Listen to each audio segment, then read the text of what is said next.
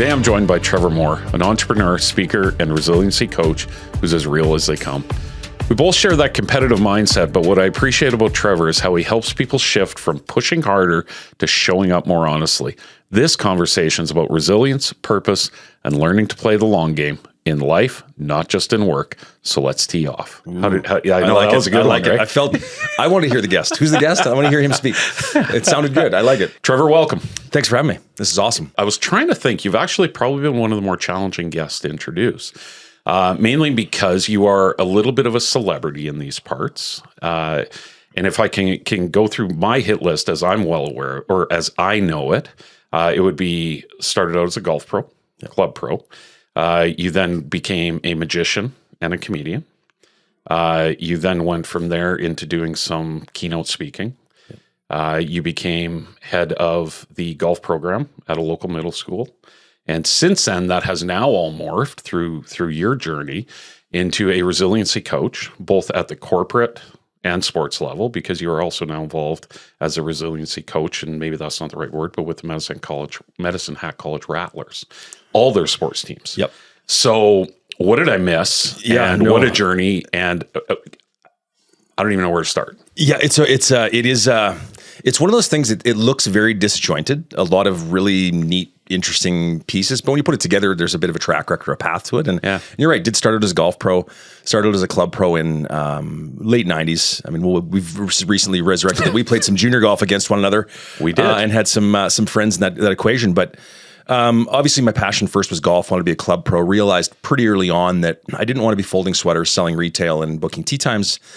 It became very obvious to me that my communication was my specialty, and that passion for growth was important to me, and that's where I started the teaching and coaching realm. So I started a private teaching and coaching academy. Ran that for 23 years. In that time, ended up taking on that role as the head of the golf academy at the middle school, Notre Dame Academy here in town. Did that for 21 years in the fold. Oh. Coached at the college golf teams, coached them collegiately for 10 years.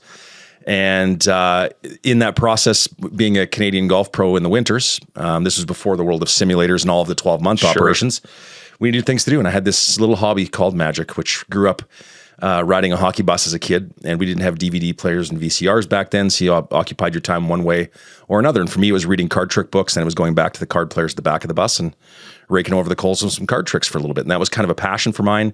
Grew into business by accident. Would have never believed that I would spend 20 plus years coast to coast on stage at corporate events and galas doing magic and comedy. So that became a piece that just sort of grew its life of its own, kind of rided the sides, but in that equation, ended up really starting to realize the big tipping point for me. I mean, obviously, I still do a bit of magic and comedy, sort of by only through special events and various things like that. But more of the work now is in the speaking and coaching realm, and that sort of ties into me being the wellness coordinator with the Medicine Hat College Rattlers and ensuring that the Rattlers have the support they need for their health and wellness as they pursue their growth in the classroom and on the court and in competition. On the sideline, the speaking and coaching, which kind of came about. It's always been there. As a coach, you sort of naturally become a speaker. It's just small groups. They get bigger and bigger as you go. Sure. I had sort of a weird moment for me. People saw me as a speaker before I saw myself as a speaker or saw myself as a resiliency coach. I had a really weird moment with my academy, and this was COVID kind of tipped the scales, right? It was like, might as well shift. Yeah. This is the time. Everything else is off your plate. What would you do? Well, everything's off your plate. What would you do? What would you? It was the opportunity. It is now. It is. Yeah. This is that thing you always talked about. Yeah. But I had a moment before COVID where I started to realize, and I didn't see it happening. I look back at it now and I chuckle. But I had a couple of really long-term clients, and they started showing up to their golf lesson without their golf clubs. They were like, we'll just do it in the clubhouse and have coffee. And I was like, what are we talking about? You're still going to pay me, right? Yeah, exactly. It's like, am I buying the coffee? And that's when I started to really realize they were seeing me for a very different scope. It wasn't the technical pieces of the golf. It was the mindset, the resiliency, the perspective, the ability to help them relax. And really, I was always say, try to squeeze every ounce of potential out of that sponge. Sure.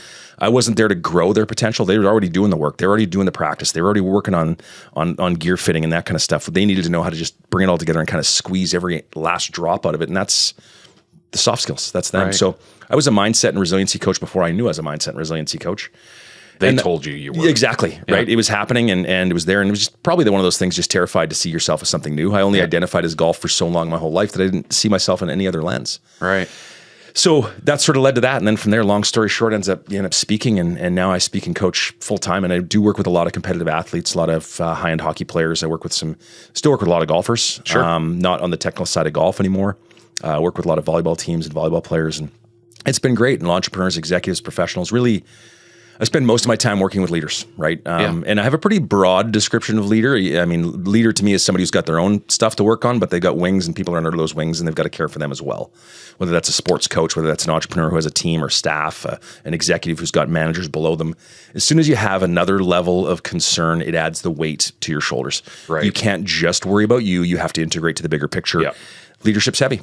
And so I work a lot with leaders, speaking and coaching today. And that's where the vast majority of my work is nowadays. Yeah, and leading isn't for everybody, right? It isn't. I was just listening to something the other day, and the individual said that, he hired a coach because every great athlete needs coaches, right? You need people to be able to take you to the next level. And I think that's often something leaders are missing. Yep. Is that extra voice that just propels you from A to B. The thinking partner. Yeah. The untethered thinking partner who's not invested in the outcome. Really doesn't affect them if it goes one way or the other. They're not trying to convince you to do anything. They're just helping you make sure you're thinking through the right things, and they help you find your blind spots. Right. And that's a big part of it. And just hold you honest and ask good questions, right? It's that's what we see a big shift now. Just trying to see a lot of executive stuff. Like a lot of corporations are now having wellness days, and it's one of those we now need to start getting it up the line a little bit. We've been doing this for a while now for the staff down the line, but the reality is stress bleeds downhill. Sure. And if we don't contain it up top, we can provide all the resources we want down line. It's not going to stop the problem. No, that's right. How long does it take you to build a trusting relationship with a new client? Like because I'm just thinking for myself, if I hire somebody, it's not going to, maybe it can be natural right off the bat, but what does that vetting process look like? That's a tough one. That's sort of like, how do you know when you're in love, right? Like, how do you know? And it's one of those, They tell you. They tell you, yeah, totally. How do you build trust? I think at the end of the day, you're constantly building trust. Yeah. It's just the depth of the ask gets bigger.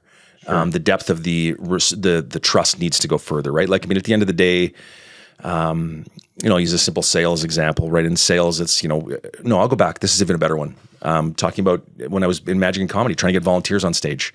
And we've talked about this, right? We did. And it's one of those, when you're a comedy magician and they realize that everything's going to be fun and funny, and you ask for a volunteer on stage, they realize it might be a bit uncomfortable. Now, we don't make them uncomfortable. We do a very good job of not, but that's their first fear. Nobody wants to sit in the front row. Talk about building trust, right? Yeah. You have to build trust fast. When you walk out into the audience and grab an audience member and ask them to come on stage. So the number of times I walked out at the beginning of my career and went like, would you like to join me on stage? No. Would you like to join me? No. And everyone would just not look. And now you're like, so I had to learn to build trust really fast. But that's when I had a mentor talk to me about building trust in steps and in bites. And it's one of those, they're scared about what you're going to say and going to ask. So, start throwing questions to them at the beginning that they can confidently answer and realize, okay, they're listening and responding. They're not scared.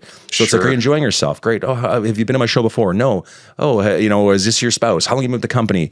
Whatever you're asking them, but you're just trying to get them to get their guard down, so they're responding without that guarded thinking.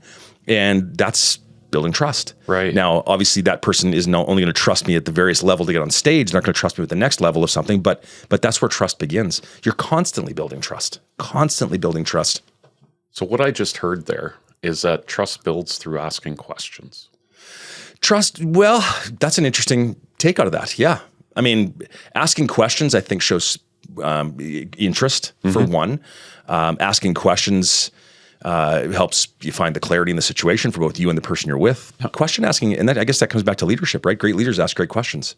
They do. Right? Great leaders aren't valued for the amount of information they bring. They're valued for the amount of clarity they bring to the situation. Their value is in clarity. It's not measured in volume, right? Right. And that's what a lot of great leaders do. They just ask a lot of questions and they really get to the root very well. So question asking is, it's probably a great pickup out of that. I love it. We were given 2 ears and one mouth. Bingo. It's hard sometimes, right? Yeah. So, absolutely. Yeah. So one of the things in the prelude to this is you made reference to your breaking point being your tipping point in your own personal journey. Walk me through that. Yeah, I'm a big believer that there's a fine line between a breakdown and a breakthrough. And a lot of times our breakdowns are just go one more step. You're in the fog. Don't turn around now. You have to go all the way back out that fog. you were really close. That tipping point comes through. Right. And a lot of times success can get the same nervous system response as something that's scary because there's unknown. Right. So a lot of times before you break through, you're going to have that point where you feel like you're breaking down. It's not going to happen. I'm struggling. And I find that's where that real moment happens. When you push through that, that's the real resilience. And you start to find that on the other side, it wasn't a breakdown, it was a breakthrough, which meant I saw some clarity around why things were happening the way they were. And then that it was okay to move forward. Being scared doesn't mean something's dangerous. No, exactly. Did you ever find yourself trying to overperform in those situations per se? Ask it again. Go deeper on that one. So if you're approaching a moment in life where you're uncertain what the end result is going to be, I think I have seen it where a natural reaction is to then what I would call overperform in that moment, right? Try to exude so much confidence that it almost comes apart as a lack of confidence. Yep. Did you find yourself in those moments going a little bit too deep? I'd go back to that, similar to performing, right? One of my first mentors performing is the most important thing you can be on stage is you, but the toughest character you'll ever act and play is yourself. And that's tough, right? How do you, that takes a lot of, because you're trying to be you, and you shouldn't have to try to be you. You are you. And when you're trying to, that's not working. That's not authentic. It starts to show as not authentic, and you can see that. Right. And so it is important to try to be yourself in those moments. But you're right. The tendency is when we're uncomfortable is to clutch and grab and reach and try to control really deeply on the outside rather than relax and bring it inside, because it's us. Yeah. That's funny, because that actually, you're helping me doing some speaker coaching right now as well, on a personal level. And that's probably one of my biggest takeaways from this is so far, and we're only a few weeks in, but number one, simplify, right? But also you have to be your authentic self. 100%. Like if you try to talk to others unauthentically, people can see through that so quickly. And you also said that whether you're a public speaker, comedian, a magician, you're a performer. Yep. Right. And in order to be a good performer, you need to bring your authentic self to that performance. You do. Yeah, for sure. Because that's where the value is. And especially looking at the speaking realm, right? We're bringing us. Yeah. We're bringing our wisdom, our experience. We're not standing up there reviewing a textbook from somebody else wrote. This is our information. This is us. We need to own it, and it needs to be us and feel like us. And, I think, I remember, I look back at the original days of Twitter, when I was on Twitter a ton, when it was first Twitter, back when it was a fun place. Now it's a very different place now, but But it was the major piece of my marketing at that point in time for the magic and comedy realm of my life. It was my primary marketing tool, and it worked great. And one of the things I really started to sense through it was there were a lot of accounts I was following that were very fun, but then they would want to connect for a discovery call about doing an event. And it was like, they're not nearly as fun as their social media was. And then you'd see in the opposite, where people's social media was like, oh man, this is pretty dry. And you'd get in and they were hilarious. And it'd be like, why does your social media not match? I should not be surprised to meet you offline or online, the person you are. It was very obvious there was a big gap in authenticity. Right. And it was like, what's, and that was important for me to see that when I was working the other side of that puzzle, right? Sure. I was like, this is like, you guys are a lot more fun than you think. This is like, relax. Isn't that funny? And people do struggle with the ability to put themselves out there in how they act every single day, right? Yep. Yeah, you could. I was kind of laughing. You were talking about Twitter there, and all I'm thinking is that's like Tinder nowadays. Oh, right? yeah, it's exactly. Yeah. Who are you meeting? Yeah, Twitter, Tinder. Yeah, exactly. I don't remember the last time I've been near or on anywhere near Think Twice. It's a strange place. It's shifted dynamics significantly. Yeah. But it was such a powerful marketing tool in its day. Like, it was such a great connectivity tool. Yeah. In its original sort of launch, right? But it's evolved and changed with the times, and evolved and changed in ways that I'm not necessarily needing. I can find what I need in other places, so I don't need to be on X anymore. But no, that's fair. Yeah. What do you miss golf? Like, you and I did connect. Yeah. Just last week about playing in an era, we're of the same age and played competitive junior golf. Likely have played together, or at the very least in the same competitions. Yeah. I know for myself, there are moments where, golf brought a lot to me from the age of 14 years old. Golf brought me a ton. Yeah. The parts when I left golf, it wasn't that I hated it. It wasn't. It was. I was tired of doing what I was doing. I was worn out. I wasn't young anymore. I wasn't willing to grind out and do those things. But I look back as I retired from the world of golf, I started to reflect back on what golf gave me. And wow, I mean, so many great opportunities. I look at all the speaking and coaching I do now, although it's not golf specific. Yeah. These are skills that I developed by being at a golf course from a young age. You got 700 members, that's 700 moms and dads. Yeah. Keeping an eye on you. It's a great environment to grow up in. You learned a lot. Had some great people that were there to care for you and help, mentor. And I met a lot of really powerful and strong people who were really good leaders. And it was great. As far as the game goes, I do miss it. I went through a chronic pain journey for a number of years. So I didn't get as much time to play in the last sort of half of my time in the golf industry as I would have liked. But I spent my focus more teaching and coaching, but I do miss it. I would like to get back into it a little more. That's sort of been my plan. But since I've let golf go, I've rebuilt a deck and done some yard work, landscaping stuff. So I've found other ways to fill that time. But I do miss it. I find I played once this fall actually. My wife and my two youngest kids and I went out and played, and we played 9 holes and had a blast. It was great. I love the game. I love the symbolism of the game and how much it just resembles life. Yeah, there's so many great things about golf that are just so applicable to life. From hitting great shots down the middle of the fairway and bad bounces, or hit them in the middle of the bushes and get good bounces back into the fairway. These things happen. In the odd chunk. Yeah, exactly. Weather, things you can't control. You really learn to navigate some adversity. So I do miss the game. It's nice that I get to be around some of the golfers still, so I can kind of live vicariously through them. Yeah. Although the modern golfer, the young kids I'm working with now, are talking about things that I can't even comprehend because they're hitting the ball at distances I didn't even believe were possible. It's insane. The game is different. Yeah. The game is different. It is. One thing you said a few minutes ago, and I hadn't really thought we would go there, but you said the way you said it actually really rang true to me. And you were talking, you had 700 members, right? And I'm assuming you were talking back when you were a junior. Junior, yeah. Yeah. So, I know I started when I was 14. I don't know how old you were. Yeah, I was 12, I think. 12, okay. So, in and around that same age.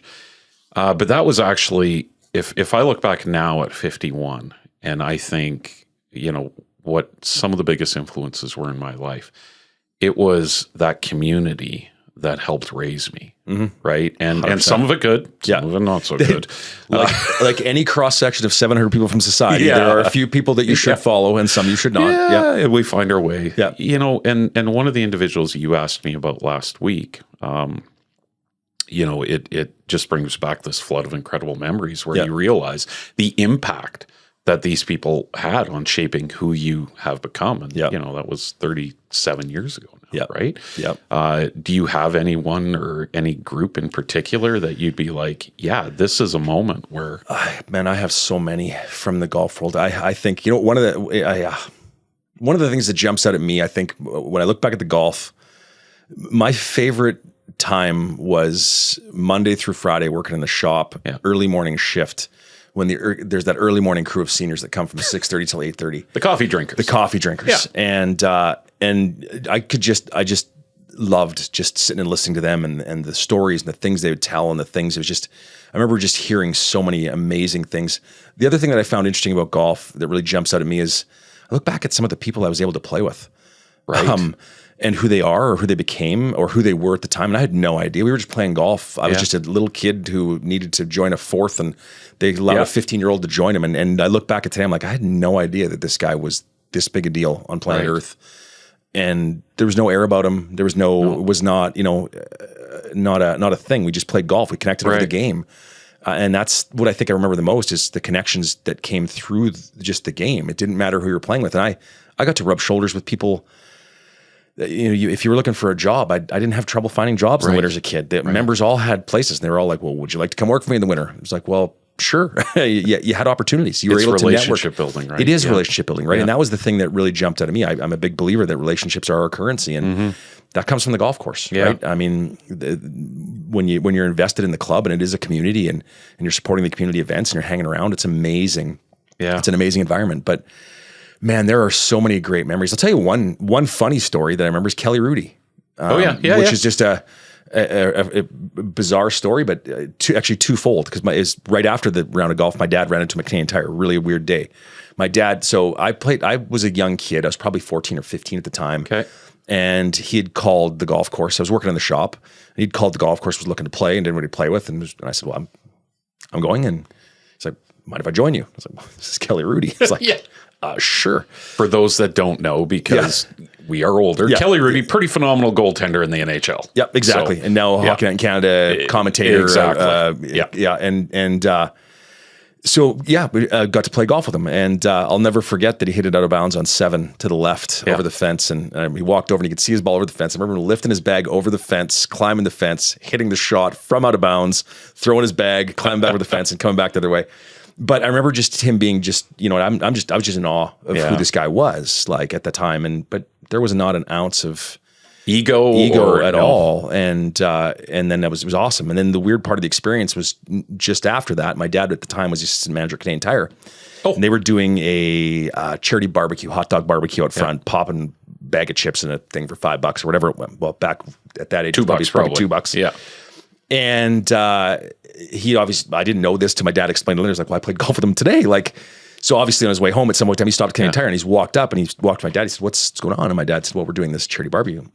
I might have handed my dad $100, and my dad went to give him change. Like, no, just take the $100. I just want a hot dog and chips. And I'll never forget that. Just he was just a great guy, an authentic individual. Yeah, just a wonderful human. And just not an ounce of air about him. And that really stood out with me. That's so cool. Yeah, yeah. So if we think about those experiences and then we take those and bring you over to where you are today on the resiliency coaching side of things. What would you say right now is the biggest misconception when you go into a room to talk about, resilience, being in business, just in life in general? What's the biggest misconception that people bring to the table? About resilience? Mm-hmm. It's just about being tougher. It's about being thicker skin. It's about just fighting harder. Yep. Which isn't the case. Those are skills. That's getting gritty, and there's times we got to get gritty, but resiliency has nothing to do with strength, right? Like I look at I make no secret of the fact that I've navigated mental health challenges my whole life, right? And depression and anxiety and obsessive compulsive disorder and being on the autism spectrum. Yeah, I've had some significant challenges. I've had to build up some significant resiliency skills to move forward in this world. And I spent many, many years of my young life thinking that I needed to be more motivated to get things done. I needed to be stronger. Why was I so sensitive? Why was I... And I pushed harder and pushed harder and pushed harder and ended up further and further down that burnout rabbit hole. Mm-hmm. So that's the biggest misconception, I think, is that a lot of people think resiliency is about strength and those things. It really isn't. I mean, some of the people who are struggling the most are some of the most courageous, most motivated, most influential people that but inside they're crumbling. Right. And it isn't about strength. And I think that's the thing with resilience is a soft skill. Yeah. It isn't about strength. It's not about power. It's not about talking louder. It's not about plugging your ears and ignoring. Resiliency is about just leaning into who you are and understanding your strengths and your talents and how to insulate yourself from some of the challenges in the world, because the world is innately messy. It doesn't always go well. And resilient people accept that. Resilient people don't have less challenges in their life in most cases. They just have a healthier relationship with those challenges. And that's resiliency. Are you seeing a shift to more resiliency or less resiliency in the world as you see it today? We're going backwards, for sure. But we're at a good tipping point, I think. Okay. So the world was built a lot. I'll use addiction right now and addiction and mental health really often go hand in hand. But in that realm, the world was generally primarily set up for a recovery model, which would mean by definition post-incident. Mm-hmm. Emergency, yep. So we pick people up, prop them up, and then we just hope that they don't go down the wrong path again, and then they go down the wrong path again. And it was a recovery model. Now, recovery is necessary. We do need to rescue people. We do need to recover. But it's that old adage of, rather than continuing to rescue people from the river, somebody should go upstream and find out why they're going in the first place. Mm-hmm. And that's resiliency. Why do they keep falling in before? So we're starting to see a more proactive approach to mental health and wellness now, where it's one of those, listen, we aren't seeing the things yet, but let's not be naive. They're percolating here. Mm-hmm. COVID was a big, massive trauma for the world. Everybody went through at the same time and place through the same major concern, and it disrupted so much of our lives. And I think we're at that point where we're going to see, and I think we already are seeing it. When you see with, the homeless and addictive crisis that we're seeing, I think we're already seeing the signs that we struggle with a society that's not as resilient as they could be. A big factor in resiliency, community and connection. Sure. We're more connected technically by wires and internet than we are, but we're not as connected as a society as we want to believe we are. And we lost that connection. COVID shone a huge light on that. It's like connection. We lost our connection. Right. That's a huge factor in resiliency, is we call it protective factors. It's like, what are protective factors. Having a safe community, having a group of people where you feel a sense of belonging, where you can just be without judgment. Right. And we don't have that as well anymore, right? Society's needing that, and we don't quite have what we need, so we need to get better at it. And so resiliency is, there's a lot of work to be done, but I think we're heading in the right direction. I'll look at it optimistically from that perspective. Yeah. We're aware of it now, so we're now seeing it's a resiliency and recovery model. Needs definitely to be both a lot more equation. Awareness. Yeah, no there question is for about sure. it. And I'm seeing it in the inquiries, right? More and more companies are now like, we need something to do. Yeah. We've had the benefit plans. We've given them access to counseling, but nobody's using it. But there's bigger things going on right now. They can't even get themselves to a counselor's office because they're so burnt out and struggling. They can't even wound up. Yeah. So there's bigger issues at play. Like you're trying to, we're doing things to patch the symptoms rather than the problem. Yeah. Where we're getting a little closer to seeing the solution because the solution is at the root level, right? So you were at Notre Dame Academy, the middle school. You were also at the college. Yeah. You talk about COVID. Yes. So one of the biggest things I think that I don't think any of us really know yet, but I think it's starting to become more aware, is how COVID affected, never mind you and I, but in particular, when we talk middle school, like we're talking 10, 11, 12, 13, 14 years old. Yeah. And you were with them then, and I'm sure you're still with some of those now. What are some of the struggles you've seen come out of that? And are some of these kids getting through it, right? Because connection was lost. Yep, connection was lost. I'll use a real good example that I see firsthand, which is both a positive and a negative thing in this equation. But I look at, so my son is graduating this year, grade 12. Nice. But he was a COVID grade 6 kid. So the grade 6 graduation is kind of that first big one where you go to your weekend camp, go and camp, all that kind of stuff. You have that final grad and the chance to be the big dog on campus and all this thing. But that was just cut short, gone. Yeah. And they went through that. So now they're in grade 12 and we're going through a teacher strike right now. Right. And it's been challenging. But you know what? I have to say that watching my son and his friends navigate the teacher strike, they seem to be a little more resilient than I expected them to be. And it might have been the experience of COVID where they realized, the world flips fast. It'll be back. We'll be back to so maybe on the other end of that equation is through COVID, they did grow some resiliency. They realized that, some of these things were important for them. And they leaned back in. My son was really a social kid, so that COVID was hard on him. Yeah. But then once it broke through, he got back into his friends. But I think he maybe valued his friends even more and he leaned in the right way. So maybe from a young generation, some of that resiliency, some of that might help that resiliency in the future. Do you know what I mean? Like, yeah, and bringing an awareness to the fact that human connection is super important. Yeah. And we may think we know that the older we are, but when you're younger, you have an ability to just frame it differently, right? And that is encouraging to hear, actually. Yeah. That we can always assume that they're going to come out worse. Yeah. On the other side. Yeah. It's nice to actually hear that you're seeing some pretty cool positives come out of this. Like I said, it's certainly the strike's been challenging for him. But you know what? It was not. It wasn't what I expected it for him, right? And it's one of those, okay. So he's got some. It probably arguably bothered me more than it did him. Yeah, that he was missing the end of his senior year of football, and okay. I mean, he was frustrated, but he got through it. So there are some positives. Now, with that said, I have to look at this from the perspective that my son and his friends, for the most part, are in a cross section of society that aren't significantly struggling. Right. That's so, COVID might have been 180 in the other direction for many people in that young range. So I can't say that from a blanket perspective, all youth are more resilient for it, but I've seen some signs of resiliency with this group that he's like, okay, they're going to be okay. Yeah. But that loss of connection was a big one. That you saw the kids and you would see that at school, just thirsting for that connection, even through the masks. It's just not the same personal connection, that type of stuff. Even simple things. I mean, you're a sports guy. How important are fist bumps and high fives? These things matter. I mean, and they scientifically matter. They're not just fluff. It's a connection point. It's a touch point. It matters. And those kind of things were lost, right? They lost some of their sports and some of their community and those things because there was not as much contact. Yeah. So it was a challenging time going through the COVID through the school scenario. And they could still get their education online, but that wasn't community. No, not at all. It wasn't community. So that was the missing piece, is that they needed to get that community piece. And I mean, I think I'll even go back further coaching at the college. I think there's a lot of concerns about the next generation. They're going to be the ones running our country. But I've spent a lot of time with the next generation, both in middle school level, and a lot of my middle school players eventually graduated into played for me at the college over that course of that decade. And you know what? We're in pretty good hands, actually. I'm with you. In a lot of places. They're we're in pretty good hands. I think they've embraced some things that needed to be embraced that our generation wouldn't. They're making their mistakes too, and they will, as did our generation and the one before. But I think they're in a better place to be equipped for this world than we were in a lot of respects. Even if you look at the mental health and support, like these conversations just happen. I mean, it's just a natural thing that people have the Rattlers, they got a wellness coach.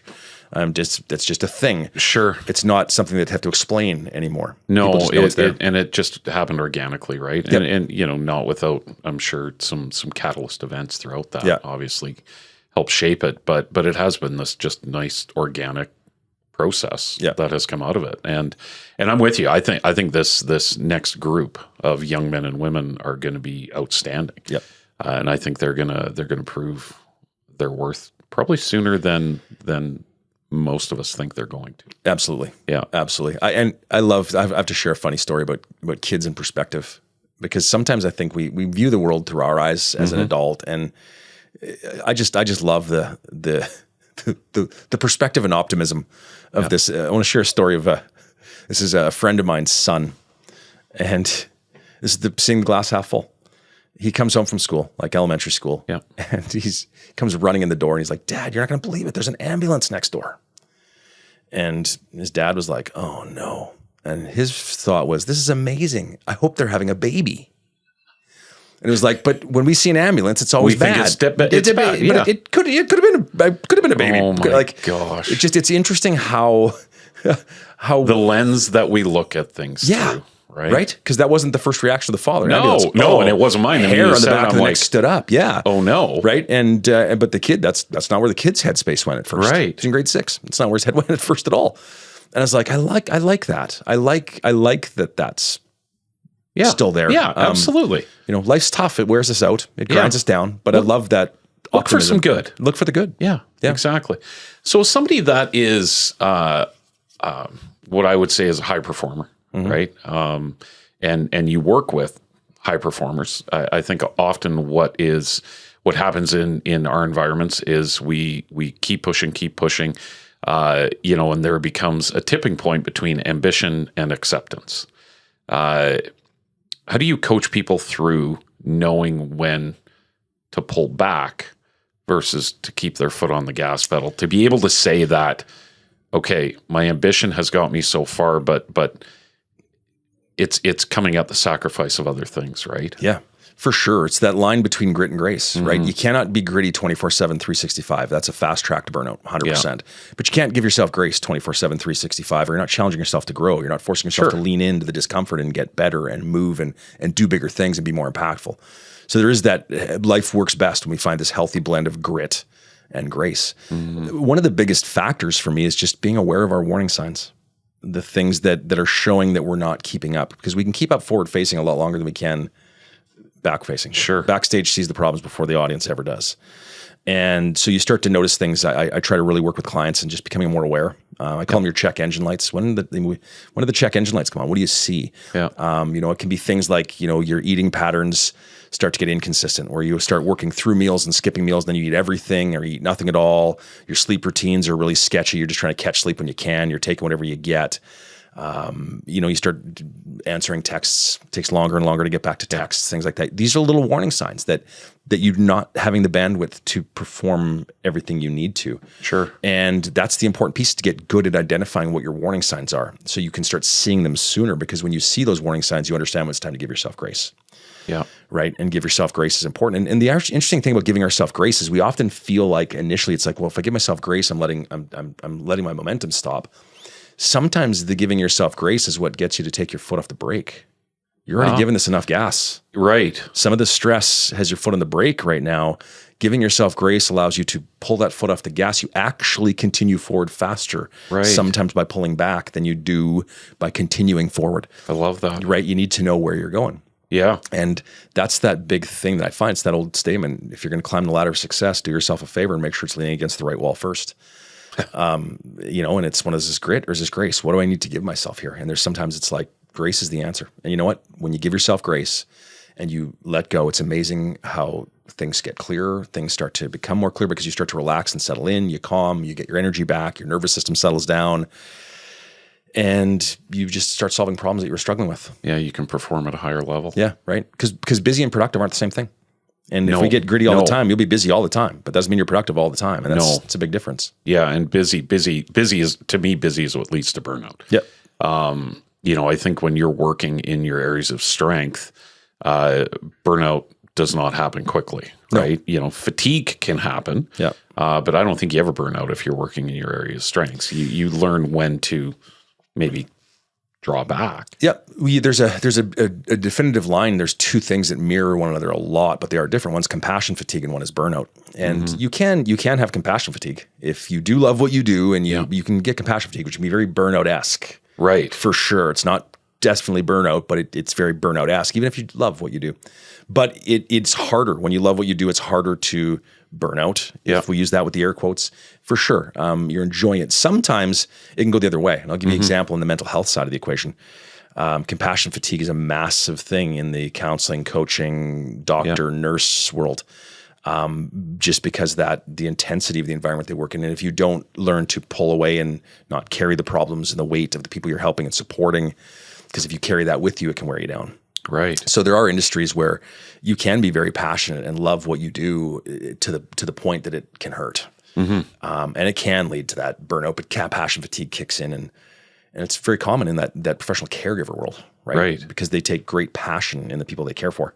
Yeah. And they wear it heavy. That's them. So interesting. Which is where they need that support, right? And that's where that leadership support is. Who supports the supporters? And that's hard, right? Like even this morning, if I can run a scenario by you here, I walked into work this morning and I said to the guys, I'm just grumpy. Never mind, the Blue Jays lost in 18 innings last night and I stayed up way too late. That's beside the point. We're going through a season right now, I find here, where we're getting browbeaten, we're getting bludgeoned, right? A little bit from the client side of things coming down. And really trying hard not to allow that to ripple through the people that, the team that's doing the great work out there. But as, the owner of the company, I find it hard right now where I'm finding it hard to keep my enthusiasm where I feel it needs to be, to keep pushing the pedals more and more and more. Because I just sit there and I go, if this is the end result, like, I made the joke yesterday, I'm like, just yell down the hallway, anyone want to buy a landscaping company? You just end up in these modes. And it's a struggle for people when you get to a certain point, because who on earth do you talk to about this? Leadership's lonely. That is one of the biggest things I hear about leadership. It's like, it's a lonely place. It's a lonely place. But the thing that's really interesting is one of the most, when I was listening to a speaker one time talking about leadership at a conference, and through their research, they found from people who are led, so not the leader side, but the underlings, if you will. They listed the things that made a leader a good leader. And the number one by a mile was humility. Which really drove home the point to me that people don't love and respect their leaders for their perfection. They love and respect their leaders for how they handle their imperfections. Right. So you want to get good at a leader, lean into your imperfections and own them and be okay with them and work on them. But how you handle them is what matters. Yeah. Right. That's what they're looking for. They don't need you to have everything. They don't need you to have every answer. They don't need you to do everything perfect. They just need to know who you are. It's funny how you just said that, because we had a big debate at our toolbox meeting this morning about our impact statement for 2025 is maintain excellence. And it took us a while to get there, right? Whether it was strive for excellence, whatever, we settled on excellence, and then we came to maintain because we feel we are excellent, right? And we had a debate this morning where I don't believe you should ever strive for perfection, because perfection to me is unattainable. And I'm sure there will be people out there that will argue with me on this. And we had a healthy back and forth in our meeting this morning. But to me, that is a big thing. And because you had just said the word perfect, right? Perfection to me is an ever elusive, thing that we're told we need to achieve, but in reality, we will never achieve. But excellence, on the other hand, is something that we try to bring to our table here with our team members here, where it's like, hey, we can all be excellent. Your excellent, Trevor, might be different from Randy's excellent, who might be different from Levi's excellent, right? But as long as we're all striving towards that, there's no destination that we think we're going to get to, right? It's a matter of when you take everybody's ability to be excellent within a group, you can do excellent things together. Yeah, right, for sure. But removing that stress of perfect. The goalposts move. Yeah, they do constantly move. Yeah. You're right. Perfection. It's perfection is. I'd go to say perfection is a unicorn for the most part. It's not there. You may have. We all may stumble into a perfect moment every now and again. Yeah. Right. A pitcher's going to pitch a perfect game. A goalie's going to sure. Like there are moments that give the old, oh, maybe it is attainable. It's a bit of a unicorn. They got really close. But even, I mean, you played golf. It doesn't matter. Your best round ever, you still walked off the golf course and went, I could have there was done still that. one more. So the goalpost continually moves. Yeah. And you have to have something that's one of those, it's a continual daily measure of what it looks like today, because you can measure excellence on a day-to-day basis, right? If you're building a house from the ground up, you can look for excellence every step of that way, and you can be excellent every day. Yeah. Perfection doesn't happen until the house is finished, even if it isn't happening. So it's a lot of build to see if you succeeded or not. And then by then it's too late to change anything, even if it was like, so it's kind of it's a bit of a fairy tale, right? But we should try to grow and strive for that to some degree. But it's that excellence, that understanding of the interpretation of what it means, right? It's in the eye of the beholder, right? It's in the eye of the beholder. Every situation is different. It's one of the reasons one of the things I did in my voicemail used to close this way for years. Now my emails all sign off this way. And it's the same way I finish all my keynotes is be well and have the best day you can. Because I don't say have a great day, because the reality is no 2 days are the same. And I do not know what's going on in your world right now. And it doesn't matter how bad your day is going, you can have the best when you can. Exactly. I hope it doesn't matter what happens. We even bad days, so we can still have the best day we can. And I think it's a more fair perspective. Wake up every day trying to have the best day you can. Yeah. Having a great day is not always possible. No. And it's okay that some days are very vanilla. That's totally fine. Life's not a cruise ship. We don't have a director making sure everything's glorious every day. No. Get out of bed and do something good today. Yeah. Right? Yeah. And you've actually given me a good analogy I'm going to bring forward with me too when you brought up the perfect game, right? Yeah. Which the minute you said that, I went, yeah, but the perfect game is being put on that pitcher. That pitcher has pitched the perfect game. He may have not struck out 9 batters or pardon me, 27 batters, right? Yeah. There was a team behind him that allowed him to be perfect in that moment, Yep. right? He did his best. He did it with excellence, but it was the team as a whole that created that perfect game. Yeah. Everything comes together. It's that big collective snowball. He gets the glory. Yep. Yeah. Exactly. Name in the record book. Yep. But it was the team behind him. But it's not like the other 8 people sat in the dugout and he just stood on the pitcher's mound by himself. Exactly. Right. So it's not that perfect game. But yeah, that pursuit of perfection. Yeah. Right. And that's where resilience is more about instilling persistence rather than perfection. Yeah. You will get further by just continuing to persist than you will by striving to be perfect. And I know for years I was a chronic overthinker. That perfection trap caught me. And I realized that we start worrying about everything. We start to be perfect. We worry about everything. And then we start to confuse worrying with problem solving. And worrying and problem solving aren't the same thing. Worrying is trying to solve problems you don't have yet. Right. Yes. It's not the same thing at all. And you may never have. And you may never have. Right. Right. What a waste of your time and energy right now. So that scenario of being able to be resilient and really just understand that. I think I always think of a poster I've seen. I'm pretty sure it's in my counselor's office, and it's 2 birds on a branch. And it's like the birds aren't relaxed and enjoying the view because they don't think the branch will break. It's because they believe they can fly if it does. Right. They're not depending on everything else to keep them safe. Mm-hmm. They know they are safe themselves. I am capable of keeping myself strong and safe and moving through this and persisting, and I have the tools to do so. Right. We rely so much on others, and when we don't have to rely on others, not to say that working with others is a bad thing. Collaboration and community are amazing, but the reality is we live in a world where we're slowly forgetting that we don't need others' validation. We can believe we're worthy, and we can believe we're good. Mm-hmm. We can believe all these things about ourselves, and that we are capable. How was learning about resiliency? How has that helped shape you and form you as a husband and a father? It's on every level of my life and every core piece of my body. It's been an amazing experience. When I started going to school and working through it, it was mind-blowing what I learned. And I realized, a few things it really helped me understand myself. So it was one of those, the education for work, but how many times do we learn something for work and all of us were like, oh, wait, hang on, that was for me personally too. Right. It really worked. It's powerful because the reality is it helped me understand humans a little better, and me just being as human as everyone else. It helped me find understanding for patience, acceptance, those types of things. It's a work in progress. I mean, I'm a dad. They touch your... It never ends. Yeah, exactly. No, sure. It never ends. Yeah, for sure. But it's opened the door for me a lot. Initially, learning a lot about the psychology of it all was very challenging. Actually, it touched a lot on some of the things I went through as a kid and growing up, and some of the challenges I had. And it was like, whoa, okay, yeah, like, whew, there's some stuff here. Yeah. So learning about the psychology of all this was empowering, but by the same token, it was I wasn't ready for the rubbed raw side of it because it was just too personal for me. Yeah. And it took me for a little bit of a tailspin at first, as I started getting through it, to really realize that, okay, this is why a lot of things are going on. And for years, I blamed myself for everything that was going on in my life. And don't get me wrong, we need to be responsible for our actions. We need to be responsible. But I realized that it wasn't me. It was just how my brain's wired. Right. And that didn't mean I was using it as an excuse. It was like, okay, now I know how it's wired. I can work with it rather than working against it. Yeah, use it to your advantage. I was just throwing spaghetti against the wall before, not hoping something would stick. And if something did stick, I didn't know what it was, so I couldn't repeat it anyway. Right. Every time was just one of those, just keep digging and try to find. And this gives me more direction. I know what the enemy is, so to speak. Yeah. That part of the brain, that nervous system that takes over and takes life hostage. And you recognize those triggers. Recognize those triggers quicker. And now see them in way more places I didn't see them before.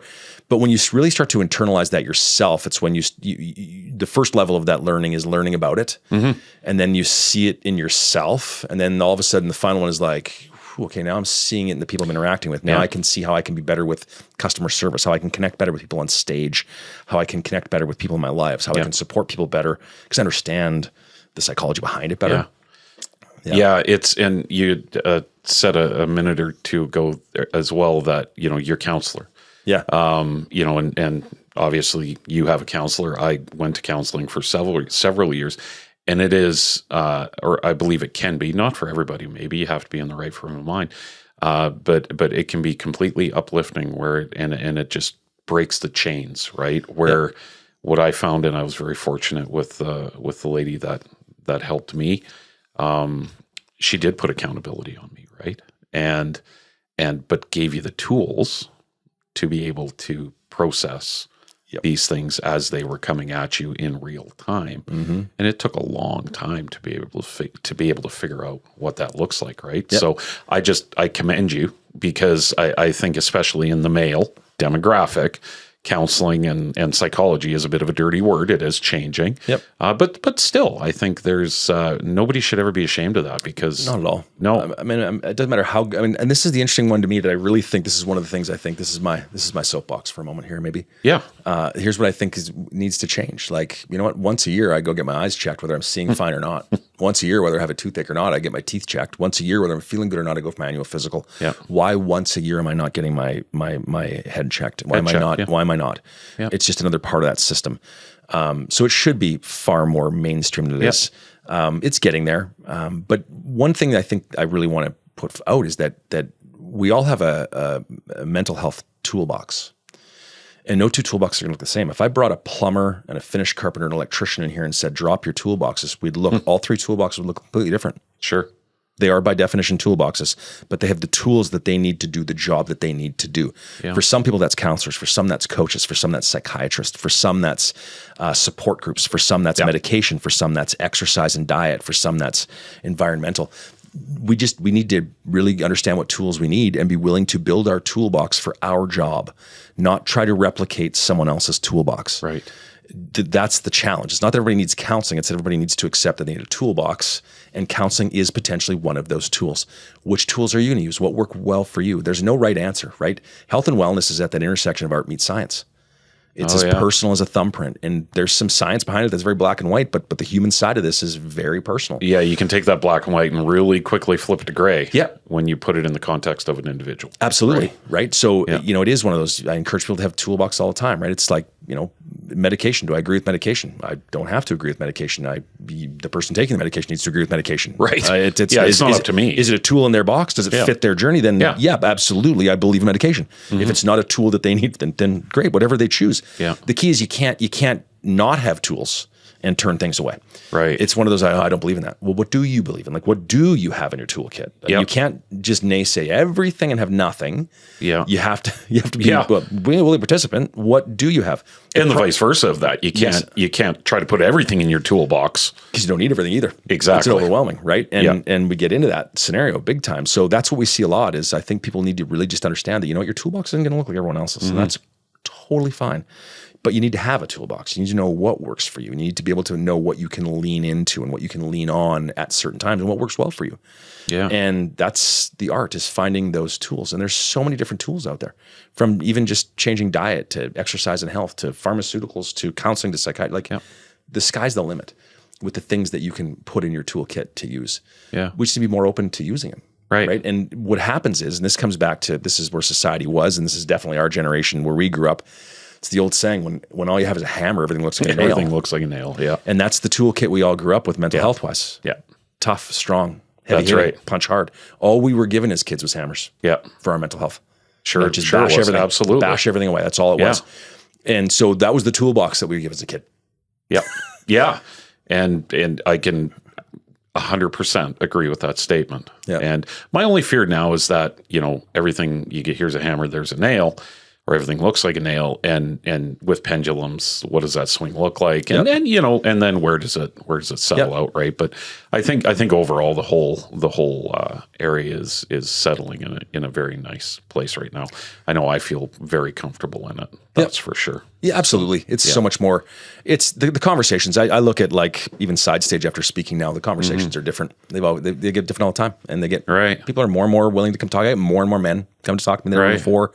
Vulnerability is a real thing now. People are opening up. Yeah. It is. People are realizing it's not a weakness. Right. It isn't a weakness at all. I mean, vulnerability is a strength if you address that vulnerability. Sure. It's amazing. Yeah. Right. It's amazing what you can do. And, we spend so much of our lives. This is one of my examples of, like, when it comes to our mental health and wellness, like, keeping secrets, no matter how good or bad the secret, keeping secrets is innately painful and hard and stressful. And I'll use the example of if we've ever been invited to be a part of a surprise birthday party. Okay. It's a good outcome. It's a good thing. It's terrifying the 10 days leading up to it, because you want to tiptoe around every conversation. You don't want to be that person. You don't want to be the guy that lets the cat out of the bag. So you're living protecting this secret. Now, it's a great secret. It's fun. Yeah. But it's painful. It's so stressful. You're out thinking everything. You're ignoring people because I don't want to see them, because you'll ask what I'm doing downtown. I can't say I was looking at the venue. Like, so you just, your world is up in dust, right? Yeah. And that's a great secret. But when we start to look at our weaknesses, and really please see the weaknesses with an air quote here, when we start to own our weaknesses and look at our weaknesses, the reality is we spend a lot of our life trying to hide our weaknesses, perceiving that mental health struggles are weakness. It's not strength. You're not tough enough. So we spend a lot of our life masking, trying to hide that weakness. And that's exhausting. It's a secret, just like that birthday party. Yeah. But it's a secret with a dark outcome in our mind, and it's even heavier. So because it's innate within us, right? Yeah. Like, this isn't something we're just, like, burying deep in our mind. This is actually something coming from the depths of our body. This is us. Yeah, this is a big us. acceptance piece. So we spend a lot of our time putting on masks to try to hide those things. Yep. And the reality is that life gets easier when we stop hiding them, because the world cannot hold it against you if you don't keep it a secret. This is true. As soon as it's out of the bag, you can't. No. What are you gonna say to me? Yeah, exactly. Where are we going with this? Yeah, exactly. Don't tell me something I haven't already acknowledged, right? Like, it's so when we learn to let go of those secrets, and then the problem with it is that masking to hide the secrets, we don't get to selectively mask. So we have to hide parts of ourselves that we actually don't want hidden in an effort to hide the parts we do want hidden. We dull our shine. Right. We show up a little less authentically as a speaker. Yeah. It gets harder to share our full story, which is the impact as a speaker. Sure. Is getting to that story. Yeah. But if you're going to hide that story because you're hiding or masking, you won't have the impact that you can have. So masking isn't selective. It's an all or nothing thing. Right. But we do live to mask our mental health secrets. And that's where we grew up. Right. Yeah. So it's getting to that point where it's like, don't need the mask. I don't need the mask. No. What do you do yourself to just stay grounded every single day? I know you're going to tell people what they can do, or work them through what they can do to stay grounded. Yeah. What's a little thing in Trevor's toolbox? Yeah. Well, for me, I'll tell you 3 key things that are really important for me starting my day. And there's really big. These are not just happenstance. These are very important and very much calculated by design. because my nervous system, I'm what's called a down regulator. So I tend to start low in my day. I need to get myself elevated up into my window, the optimal window. Yep. Where some people wake up and their boots on the ground, they're really high. They need to calm down into their window. I need to get up, right? So for me, it's just small little things. I mean, certainly trying to take care of myself, trying to eat as well as I can. I'm not talking about eating clean eating. I'm just trying to eat, trying to make sure I eat three meals a day at reasonable times, not starve myself through a lunch break and then eat 6 super value meals on the way home because I'm exhausted and tired. Trying to eat somewhat stably or consistently, trying to sleep somewhat stably or consistently, trying to get a little exercise stable and consistently. But my day starts with 3 really big keys for me. Number 1, huge glass of water. That glass of water spikes that alert. So it starts with a big glass of water. Brush my teeth. Why? Well, brushing your teeth is important. But number 2, it's mint. Mint and the flavor of mint will spike that nervous system and arousal level up a little bit. Sour, spicy, minty flavors will. So that kind of alerts you a little bit as well. And then I go for a 15 or 20-minute walk in the sunshine just outside. It's not a heavy, intense walk. It's just a walk. So these are the things that means you're getting up too late. Yeah, exactly. So that depends on the time of the year. Yeah, I know. It's getting to depressing time exactly. For the record. But those are 3 tiny little things. Yeah. It's like those things are small. Are they going to solve all my problems in my day? No, but they're going to allow me to get into a window where I can solve my own problems. Start your day well. I've started my day well, and I've started my knowing where I needed to be. I need to come up. This isn't about relax and casual coffee. I love my coffee. I love a good coffee in the morning, but I'll drink coffee till 3 PM if you let me. Like I'm already in coffee mode. I'm already in coffee mode when I woke up. I'm already in this. I don't think you need a lot to boost the energy levels. Yeah.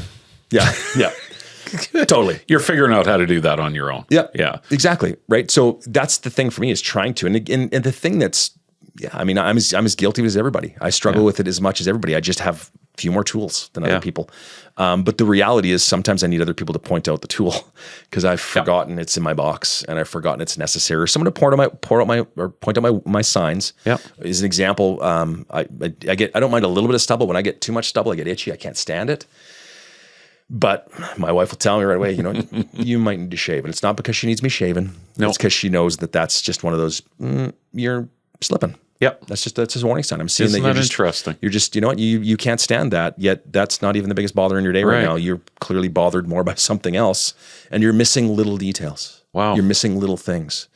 Yeah, it's those around us that, especially when you are open and vulnerable, they and give the people that love us, that surround us, the ability to be open and honest and share those things with us. So create safety. Yeah, exactly. And build resiliency. Absolutely. Right? Yep. So that's awesome. Trevor, I want to thank you for coming in today. This was awesome. I'll be totally honest. I had no idea really where this was going to go. I thought we might be doing magic tricks at some point, but I forgot a deck of cards, and that would have been a really cool way to finish. However, it's the way it goes. So unless you can pull a rabbit out of the hat, haha. No rabbits, no hats. There we go. But yeah, thanks for coming in today. It was great. And, I'm looking forward to continuing working with you on the public speaking end of things, and just continually learning all these little tricks and tools and everything else, and build my toolbox up a little bit more. Awesome. Well, thanks for having me. It's been great sort of reconnecting through this and getting back to the names in the game of golf and some common threads there. It's been great, and I've loved working with you as well. I love the journey, and I'm thankful you brought me on today. Winter golf game in the future. I look forward to that. All right. I look forward to it. Thanks.